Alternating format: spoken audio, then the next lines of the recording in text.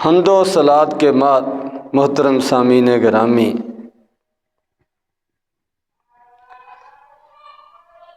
موت کو یاد رکھنے کے حوالے سے قرآن و حدیث کی روشنی میں آپ کے سامنے پچھلے جمعے اور اس سے پچھلے بھی کچھ گزارشات رکھی تھی، اسی حوالے سے مزید موت کی یاد دہانی کے لیے، مرنے کے بعد کی زندگی کی تیاری کے لیے، فکر کے لیے قرآن مجید میں، احادیث میں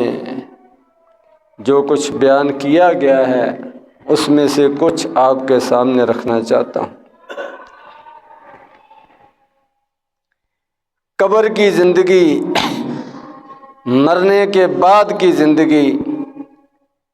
جسے برزخ بھی کہتے ہیں، برزخی زندگی، تو ویسے تو برزخ کا معنی پردہ ہے، یعنی پردے والی زندگی، اوجل زندگی، یعنی جو ہماری نظروں سے اوجل ہے، جو ہمارے سامنے نہیں ہے، ہمارے اور اس کے درمیان پردہ ہے، اور اس کی حقیقت کو ہم نہیں جان سکتے، نہیں سمجھ سکتے، لیکن وہ زندگی ہر ایک پر آنی ہے، ہر ایک کو اس کے ساتھ واسطہ پڑھنا ہے، اور پھر وہاں پر جزا سزا کا سلسلہ شروع ہو جانا ہے۔ اس لیے اللہ تبارک و تعالیٰ نے، نبی کریم صلی اللہ علیہ وسلم نے اس برزخی زندگی کے بارے میں، قبر کی زندگی کے بارے میں، مرنے کے بعد کی زندگی کے بارے میں ہمیں آگاہ کیا ہے، خبردار کیا ہے۔ ابو داؤد ترمذی شریف کی ایک لمبی حدیث ہے جس میں نبی کریم صلی اللہ علیہ وسلم نے روح کے نکلنے کا منظر، کیفیت وہ بیان کی ہے، مومن کی روح کیسے نکلتی ہے اور فاسق اور فاجر کافر آدمی کی روح کیسے نکلتی ہے، یہ بیان کیا ہے۔ اور اس کے بعد قبر میں دفنائے جانے کے بعد کا حال وہ بیان کیا ہے کہ جب لوگ کسی فوت ہونے والے کو قبر میں دفنا دیتے ہیں تو جہاں پر آدمی کا وجود ہو، چاہے اس کو قبر کے اندر دفنایا جائے پھر بھی وہ اس کی قبر ہے، اگر کسی کے مقدر میں دفنانا نصیب میں نہ ہو، کوئی سمندر میں ڈوب جائے یا آگ میں جل جائے یا درندے اس کو کھا جائیں، اس کے پیٹوں میں چلا جائے، ان کی خوراک بن جائے، تو جہاں بھی انسان وہ فوت ہونے کے بعد ہے وہ اس کی قبر ہے، اور وہیں پر اس کے ساتھ یہ معاملہ شروع ہو جاتا ہے۔ اور ہندو لوگ اور آج کل تو مغربی اور یورپی ممالک بھی، وہ تو ویسے ہی مردوں کو دفناتے نہیں ہیں، وہ تو جلا دیتے ہیں، راکھ بن جاتی ہے، کوئی وجود نہیں رہتا۔ تو جہاں بھی آدمی فوت ہونے کے بعد جس حالت میں بھی ہو وہ اس کی قبر ہے، اور اللہ تبارک تعالیٰ کے سامنے ہے، اور اللہ تبارک تعالیٰ کے لیے وہ غائب نہیں ہوا، فوت نہیں ہوا، کہیں گیا نہیں ہے، زمین کے اوپر ہو، زمین کے نیچے ہو، سمندر کی تہ میں ہو، جل کر خاک ہو جائے، راکھ بن جائے، تو اللہ تبارک و تعالیٰ نے اس کو عدم سے پیدا کیا ہے، جب وہ کچھ بھی نہیں تھا تو پھر بھی کچھ نہ کچھ اس کی بقایا جات ہیں، تو اللہ تبارک و تعالیٰ کے سامنے وہ اسی طرح ہے۔ جیسے کہ بخاری شریف کے اندر ایک حدیث بھی ہے کہ ایک آدمی نے اللہ تبارک و تعالیٰ کے ڈر سے اللہ تبارک و تعالیٰ کے سامنے کھڑے ہونے اور حاضر ہونے کے ڈر سے اپنی اولاد کو کہا کہ میرے مرنے کے بعد مجھے جلا دینا،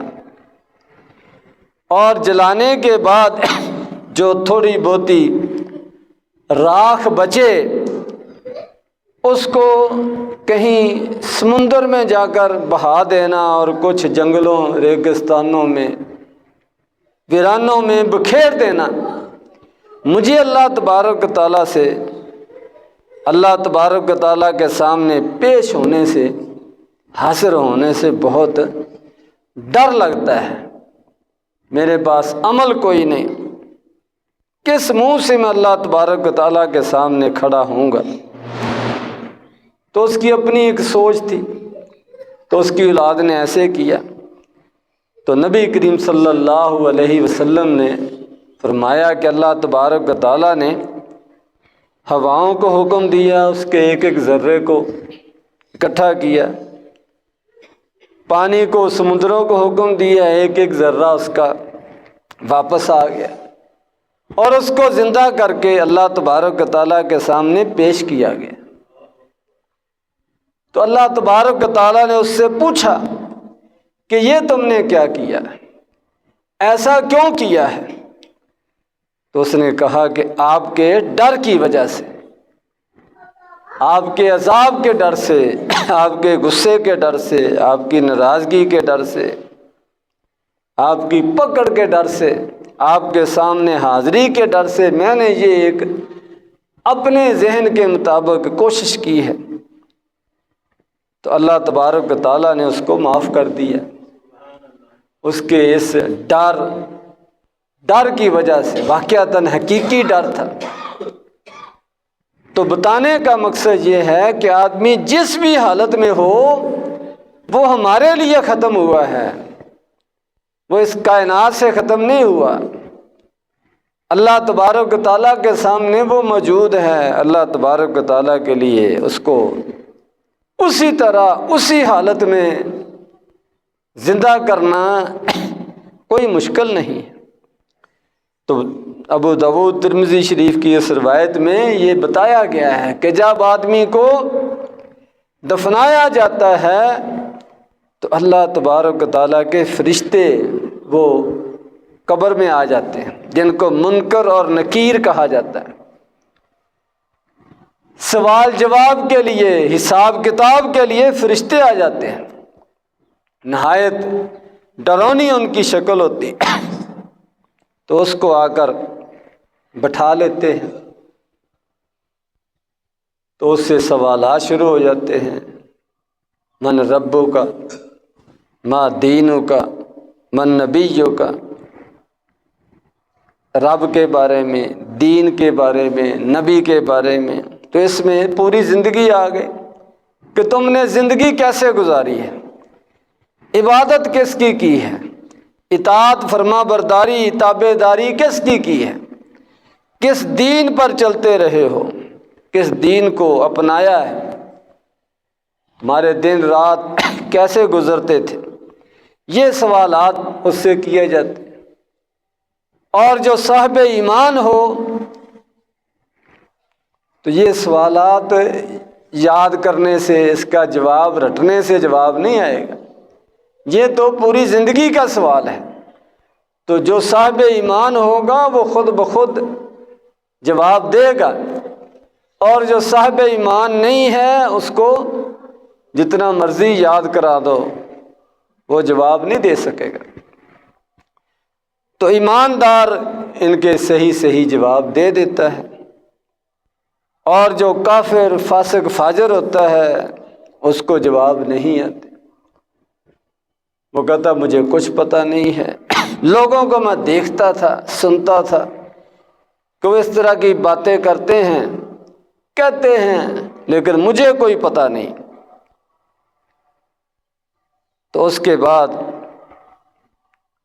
جو صاحب ایمان ہوتا ہے اس کو فرشتے جو ہیں وہ خوشخبری دیتے ہیں۔ پہلے تو اس کو جہنم کی ایک جھلک دکھاتے ہیں اور جہنم کا ایک مقام دکھاتے ہیں، تو وہ دیکھ کر گھبرا جاتا ہے، ڈر جاتا ہے۔ تو اس کو کہتے ہیں کہ اگر تم صاحب ایمان نہ ہوتے، ایمان نہ لاتے، نیکی والی زندگی نہ گزارتے، تو یہاں تمہارا ٹھکانہ بننا تھا، جس سے اللہ تبارک و تعالیٰ نے تمہیں اب بچا لیا ہے۔ تو اس کے بعد پھر جنت میں اس کا ٹھکانہ اس کو دکھایا جاتا ہے، اور جنت کی طرف سے بہترین بستر اس کے لیے، بہترین لباس، اور ایک کھڑکی دروازہ کھول دیا جاتا ہے جہاں سے جنت کی ہوائیں آتی ہیں، خوشبوئیں آتی ہیں، اور اس کو کہا جاتا ہے کہ اب تم آرام کرو، یہ جنت تمہارا ٹھکانہ ہے، لیکن قیامت والے دن جب ساری دنیا کو اٹھایا جائے گا اور تمہیں بھی اٹھایا جائے گا، پھر تم اس میں جاؤ گے۔ تو وہ نہایت اطمینان کے ساتھ، سکون کے ساتھ قبر کے اندر جو ہے وہ قیامت تک کے لیے آرام کرتا ہے۔ اور دوسری طرف جو کافر، فاسق، فاجر ہوتا ہے، اس کو پہلے جنت کا ایک منظر دکھایا جاتا ہے، مقام دکھایا جاتا ہے، اور اس کو بتایا جاتا ہے کہ اگر تم ایمان لاتے تو پھر تمہیں یہ مقام ملنا تھا، لیکن تم ایمان نہیں لائے اور تم نے اپنے آپ کو اس مقام سے محروم کر دیا ہے، لہٰذا اب تمہارے لیے وہ آگ ہے، گرمی ہے، تپش ہے۔ تو جہنم کی طرف سے گرم ہوائیں وہ آنا شروع ہو جاتی ہیں، ادھر سے ایک دروازہ، کھڑکی کھول دی جاتی ہے، اور نہایت تکلیف والی وہ زندگی گزارنا شروع کر دیتا ہے، اور اس کو کہا جاتا ہے یہ ہلکا عذاب ہے۔ اصل عذاب قیامت والے دن جب اٹھایا جائے گا، اس وقت تمہیں اس جہنم کے اندر پھینکا جائے گا، ابھی تو باہر ہو، اور باہر سے اس کی گرمی جو ہے وہ تم تک پہنچ رہی ہے۔ تو یہ قبر کی زندگی ہے، یہ کچھ قبر کے اندر پیش آتا ہے انسان کے ساتھ۔ قرآن مجید کے اندر اللہ تبارک و تعالیٰ نے فرعون کا اور اس کے لشکروں کا ذکر کیا، فرمایا وَحَاقَ بِآلِ فِرْعَوْنَ سُوءُ الْعَذَابِ، کہ فرعون کو اور اس کی آل کو، اس کی فوجوں کو، سارے لشکر کو آگ نے گھیر لیا۔ جب وہ ڈوبے ہیں تو آگ نے ان کو گھیر لیا۔ النار یعرضون علیہا غدوا وعشیا، اس عذاب سے مراد آگ ہے جس پر وہ صبح و شام پیش کیے جاتے ہیں۔ صبح و شام ان کو اس عذاب، اس آگ پر پیش کیا جاتا ہے، آگ کے پاس لایا جاتا ہے۔ یہ جب سے وہ مرے ہیں، ڈوبے ہیں، اس وقت سے روزانہ صبح و شام ان کے ساتھ یہ معاملہ پیش آ رہا ہے۔ اور فرمایا وَيَوْمَ تُقُومُ السَّاعَةُ أَدْخِلُوا آلَ فِرْعَوْنَ أَشَدَّ الْعَذَابِ، اور جب قیامت قائم ہوئے گی تو اس وقت اللہ تبارک و تعالیٰ فرمائیں گے ان فرعونیوں کو سخت عذاب میں داخل کرو، یعنی پھر ان کو جہنم کے اندر پھینکا جائے گا۔ تو قیامت کے قیام سے پہلے، قیامت کے آنے سے پہلے وہ قبر کے اندر آگ پر پیش کیے جاتے ہیں، یعنی آگ کا ہلکا عذاب ان کو دیا جا رہا ہے۔ تو یعنی یہ نہیں کہ آدمی فوت ہو جائے تو معاملہ ختم ہو جاتا ہے اور جب قیامت آئے گی پھر دیکھا جائے گا، نہیں، قیامت سے پہلے ہی قبر کے اندر ہی یہ معاملہ شروع ہو جاتا ہے، ہلکے درجے کا حساب کتاب شروع ہو جاتا ہے۔ ایک دفعہ نبی کریم صلی اللہ علیہ وسلم کسی قبرستان کے پاس سے گزرے، بخاری شریف کی روایت ہے، تو آپ کی جو سواری تھی تھوڑی سی ڈری، بد کی، تو آپ نے فرمایا کہ ان قبروں والوں کو عذاب ہو رہا ہے، کیونکہ یہ بھی نبی کریم صلی اللہ علیہ وسلم کا فرمان ہے کہ یہ جو قبر کا عذاب ہے اور مرنے کے بعد کے معاملات ہیں، سختیاں ہیں، یہ صرف انسانوں سے اللہ تبارک و تعالیٰ نے چھپایا ہوا ہے، ورنہ باقی مخلوقات، جانور جو ہیں وہ اس کو سنتے ہیں، محسوس کرتے ہیں اور ڈرتے ہیں۔ انسانوں سے اس لیے چھپایا ہوا ہے کہ اگر ان کو بھی پتہ چل جائے اور محسوس ہونا شروع ہو جائے، نظر آنا شروع ہو جائے، آوازیں سننی شروع ہو جائیں، تو پھر یہ ان کی زندگی جو ہے یہ بد مزہ ہو جائے، اور یہ اپنے فوت شدگان کو قبرستان میں دفنانے سے ڈریں، دفنانا بند کر دیں، ان کا حوصلہ نہ پڑے۔ اس لیے اللہ تبارک و تعالیٰ نے اس کو پردے میں رکھا ہوا ہے، لیکن بتا دیا ہے کہ سن کر اگر کوئی سمجھ جائے، ڈر جائے تو اصلاح کر لے۔ تو فرمایا نبی کریم صلی اللہ علیہ وسلم نے ان دو قبروں والوں کو عذاب ہو رہا، اور فرمایا کسی مشکل کام کی وجہ سے، بڑے کام کی وجہ سے عذاب نہیں ہو رہا، حالانکہ وہ چیز بڑی ہے، گناہ بڑا ہے، اسی لیے عذاب ہو رہا ہے، لیکن اگر یہ اس سے بچنا چاہتے تو مشکل نہیں تھا۔ تو فرمایا ان میں سے ایک آدمی جو ہے وہ چغل خور تھا، مسلمانوں کے درمیان، بھائیوں کے درمیان، رشتہ داروں کے درمیان، دوستوں کے درمیان، ادھر کی بات ادھر، ادھر کی ادھر، اس طرح وہ معاملات کو خراب کرتا تھا، ان کی لڑائی کراتا تھا، تماشا دیکھتا تھا، چغل خور تھا۔ ایک وہ ہے جس کو عذاب ہو رہا ہے، اور دوسرا فرمایا وہ ہے جو طہارت کا خیال نہیں رکھتا تھا، پاکیزگی کا اہتمام نہیں کرتا تھا، پیشاب کے قطروں سے نہیں بچتا تھا، گندگی سے نہیں بچتا تھا، کپڑے پلید، جسم پلید، اس کو کوئی احساس ہی نہیں، کوئی پرواہ ہی نہیں، بد احتیاطی کرتا تھا اس معاملے میں، اس کی وجہ سے اس کو عذاب ہو رہا ہے۔ تو یہ قبر کی زندگی ہے جس کے بارے میں نبی کریم صلی اللہ علیہ وسلم نے ہمیں آگاہ فرما دیا ہے۔ بخاری شریف کے اندر ایک اور واقعہ آتا ہے کہ ایک آدمی عیسائی تھا، مسلمان ہو گیا، اور نبی کریم صلی اللہ علیہ وسلم کی کتابت، لکھنے کا کام وحی کا وہ کرنے لگا، کچھ صورتیں بھی یاد کر لیں، لیکن بعد میں مرتد ہو گیا، دوبارہ عیسائی بن گیا، اسلام کا انکار کر دی، اور اسلام کے خلاف باتیں کرنے لگا، اعتراضات، اشکالات وہ لوگوں کے سامنے بیان کرتا تھا۔ تو جب وہ فوت ہوا تو اس کے اہل و عیال نے اس کو دفنایا، تو اگلے دن کیا دیکھتے ہیں کہ اس کی میت باہر پڑی ہے۔ تو انہوں نے سمجھا کہ شاید مسلمانوں نے اس کی بے حرمتی کی ہے، توہین کی ہے، کہ یہ پہلے مسلمان تھا، پھر اسلام چھوڑ دیا، مرتد ہو گیا، اس وجہ سے ان کو غصہ ہے، اور انہوں نے اس کی لاش کو اس طرح باہر پھینکا ہے۔ تو انہوں نے اس کو دوبارہ دفنا دیا۔ اگلے دن پھر اس کی لاش باہر پڑی تھی، وہ پھر حیران کہ یہ کیا۔ پھر انہوں نے اور گہرا گڑھا کھود کر، بہت نیچے جا کر، جہاں تک جا سکتے تھے، اس کو دفنایا، اور خیال بھی رکھا، پہرا بھی دیا کہ دیکھیں کون اس کے ساتھ یہ ایسے کرتا ہے،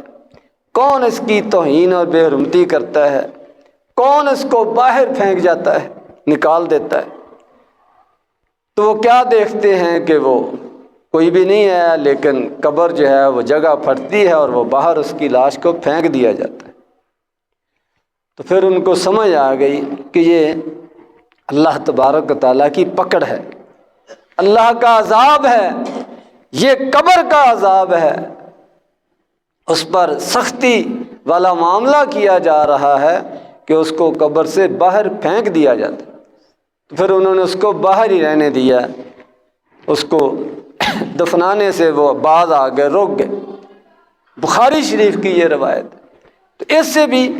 یعنی قبر کی زندگی، قبر کے معاملات، اس کی ہلکی سی جھلک جو ہے وہ ہمارے سامنے آتی ہے۔ اسی لیے نبی کریم صلی اللہ علیہ وسلم نے ہر نماز کے اندر سلام سے پہلے جو دعا پڑھی جاتی ہے، درود شریف کے بعد، تحیات کے بعد جو دعا مانگی جاتی ہے، دعا پڑھی جاتی ہے، اس کے اندر یہ بھی ذکر کیا گیا، اللہم انی اعوذ بک من عذاب القبر، یا اللہ میں تیری پناہ میں آتا ہوں عذاب قبر سے، قبر کے عذاب سے یا اللہ مجھے بچانا۔ تو یہ دلیل ہے اس بات کی کہ قبر جو ہے یہ ایک ڈیری نہیں ہے، یہ صرف مٹی نہیں ہے، یہ ایک زندگی ہے جو نئی شروع ہو چکی ہے، اور اس کے اندر پچھلی دنیا کی جو زندگی ہے اس کے حساب سے آدمی کے ساتھ معاملات ہو رہے ہیں، کوئی خوش ہے، کوئی تنگی میں ہے، اور اس طرح اللہ بہتر جانتا ہے کب تک سلسلہ چلتا رہے گا اور کب اٹھایا جائے گا، پھر اس کے بعد نیا ایک سلسلہ شروع ہو جائے گا۔ تو ہمیں اس قبر کی، اس کی ہولناکی کی اس کو سمجھنا چاہیے اور اس کی پھر تیاری کرنی چاہیے۔ بخاری شریف کی روایت ہے، نبی کریم صلی اللہ علیہ وسلم نے فرمایا کہ جب کوئی نیک آدمی فوت ہوتا ہے تو وہ کہتا ہے قدمونی قدمونی، کہ مجھے جلدی لے جاؤ، جلدی لے جاؤ، یعنی اس کو نظر آ رہا ہوتا ہے کہ مجھے اللہ تبارک و تعالیٰ کی طرف سے نعمتیں ملنے والی ہیں، فرشتے میرا استقبال کرنے والے ہیں، میرے لیے خوشبوئیں ہیں اور جنت کی ہوائیں ہیں، اس لیے وہ کہتا ہے مجھے جلدی لے جا۔ اور دوسری طرف جو فاسق فاجر آدمی ہوتا ہے وہ کہتا ہے کہ این یذهبون بها، یہ مجھے کہاں لے کر جا رہے ہیں، وہ ڈرتا ہے، اس کو پتہ ہے آگے جا کر مار پڑنی ہے، فرشتوں نے بٹھا لینا ہے، پھر انہوں نے تھوڑوں سے مارنا ہے، بری حالت ہوگی، جہنم کی طرف سے ہوائیں آئیں گی، اس لیے وہ کہتا ہے مجھے ادھر ہی رہنے دو، نہ لے کر جاؤ۔ حالانکہ اگر نہ بھی لے کر جائیں اس کا حساب کتاب تو ادھر بھی شروع ہو سکتا ہے، کوئی اللہ تبارک و تعالیٰ کے لیے مشکل نہیں، لیکن وہ اپنی طرف سے ایک کوشش کرتا ہے، واویلا کرتا ہے، چیختا چلاتا ہے۔ تو یہ قبر کی زندگی ہے، مرنے کے بعد کی زندگی ہے، تو ہر مرنے والے کو یہ محسوس ہو جاتا ہے، ہوتا ہے، اس کو پتہ چل جاتا ہے کہ آگے میرے ساتھ کیا ہونے والا ہے، اور پھر اگر نیک ہو تو اس کا اچھا سلوک ہوتا ہے، ہمیشہ وہ آرام میں، خوشبوؤں میں، نعمتوں میں زندگی گزارتا ہے۔ بلکہ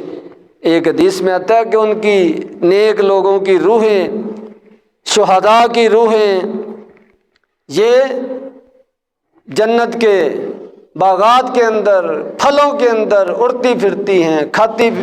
پھرتی ہیں، یہ یعنی نعمتوں والی، یہ نہیں کہ آدمی سو گیا ہے اور ادھر دنیا اس کی ختم ہو گئی، زندگی ختم ہو گئی، نہیں، ایک نئی زندگی شروع ہو چکی ہے، اور وہاں پر نئے انداز سے نعمتیں ہی نعمتیں ہیں اگر نیک ہیں، اور تکلیفیں ہی تکلیفیں ہیں اگر وہ برا ہے۔ دنیا کے اندر تو تکلیفیں آتی ہیں، آدمی کا کوئی سہارا بن جاتا ہے، کوئی تعاون کر دیتا ہے، کوئی علاج بندہ سوچتا ہے، یا اور کچھ نہ ہو بندہ مر ہی جاتا ہے، لیکن وہاں پر جب تکلیفیں شروع ہو گئی تو پھر ان کا علاج کوئی نہیں ہے، پھر ان میں سہارا کوئی نہیں ہے، اور پھر وہاں موت بھی نہیں ہے، اور یہ تکلیفیں آخرت کی اٹھنے کے بعد کی جو تکلیفیں ہیں اس سے ہلکی ہیں۔